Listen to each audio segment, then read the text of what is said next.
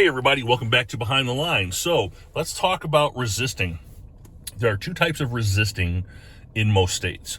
And every state has some kind of resistance law where you can be charged if you resist a police officer. And it could be something as simple as you not doing what you're told. Yes, you can be arrested for not listening to an authority giving you an authoritative order and you don't listen to it. So let's go over it. There's two types of resisting. You have active and you have passive. Now, active is when a person is actively doing things to stop the police officer from arresting him, okay? Or actively doing things to not listen to him when he gives an order, okay? It doesn't have to be just during an arrest. He's running away from you. He's blockading himself from the police. He's hiding. He is... gripping onto the steering wheel really tight so you can't pull him out of the car. Those are let me turn down this radio. Sorry. So that is active resisting when you're doing everything you can not to hurt the police officer, but to stop the police officer from arresting you or doing what he wants you to do. All right. Passive resisting. This is where the guy slumps over and falls to the ground and refuses to move for the cop. They have to lift him up and take him out of the area. They won't run away, but they'll actively not give you their hands. They might pull away with their hands and just kind of like, go jellyfish when you grab them.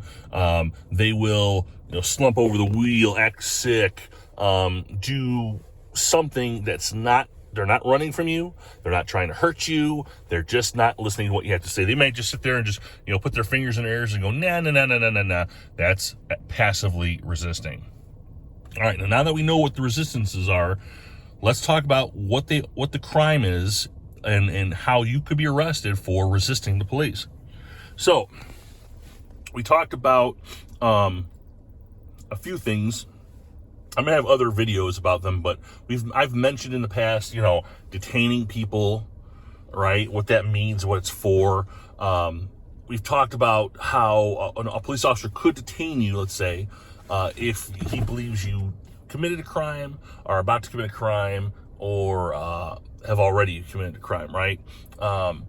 So if I detain you and you keep walking away from me, in my state, that's resisting, okay? Even if you are innocent, 150% innocent, and you just happen to look like the guy, or I can articulate, hey, you know what? This guy was in the area, he kind of looked like the dude that we're looking for, then yes, you can be arrested for resisting, all right? We are the authority. I know people don't like that. They don't like to hear the word authority. They are the authority. They tell you to stop, you have to stop, all right? Even if they're wrong, all right, and you run from them, you're not getting charged for let's say you're innocent. Let's say there was a burglary. You look like the person that might be the burglar, but you're not. And you resist. You run away from the cop. They catch you. They charge you for resisting. You may not be the bad guy for the burglary. They may prove that straight through, but you still resisted arrest because exactly that reason. They were investigating you for that particular crime that occurred in the area, and the police officers have a right to detain, whether you like it or not. Okay, now, is there any reason a police officer could be resisted against and it'd be legal? Yes. I have seen scenarios where people have been able to have those charges dropped, but, it really is proof on, them providing the proof, because the police officer, he's going to have a reason why he wanted to detain you and you resisted. You're going to have to come up with a really good, defense as to why you resisted that police officer. Okay, because generally you can't do it.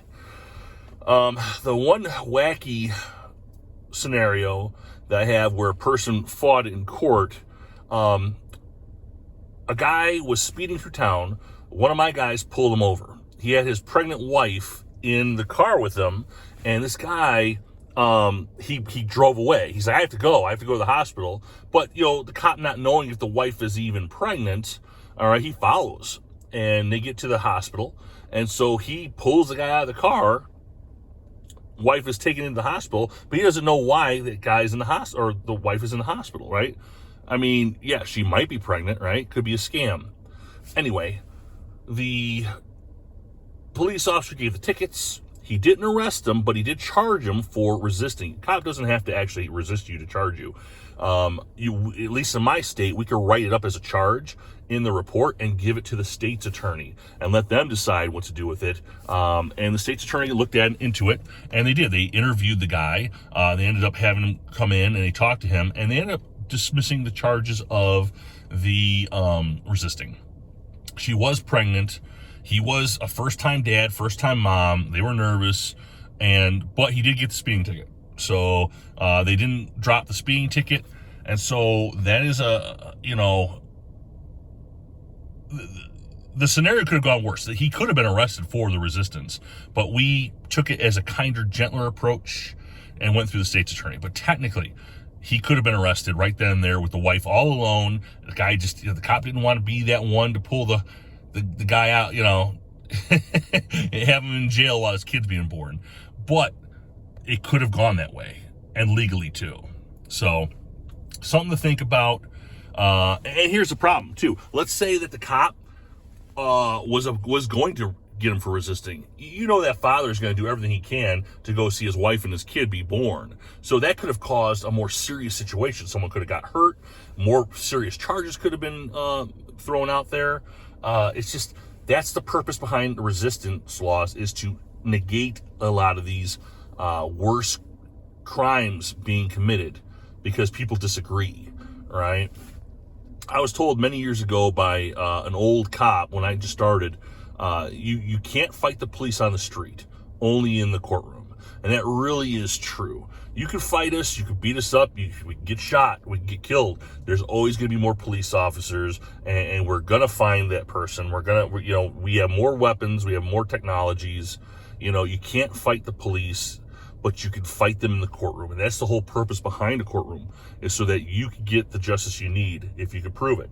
So wherever you're at in the world, wherever you are in the country, just be mindful if you do resist the police, that bad things are going to happen. The police are going to stop you in most cases. You might get pepper sprayed. You might get hit with a baton or tased if you resist, right? Depending on how bad you resist. And that'll be more charges down the road.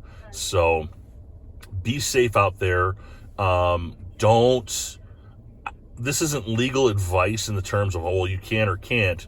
I'm just saying that these are scenarios I have seen in my career that have happened, that could happen to you or to other people. So I'm just bringing you out there for food for thought. So, all right, guys, I'll talk to you later. Have a good one.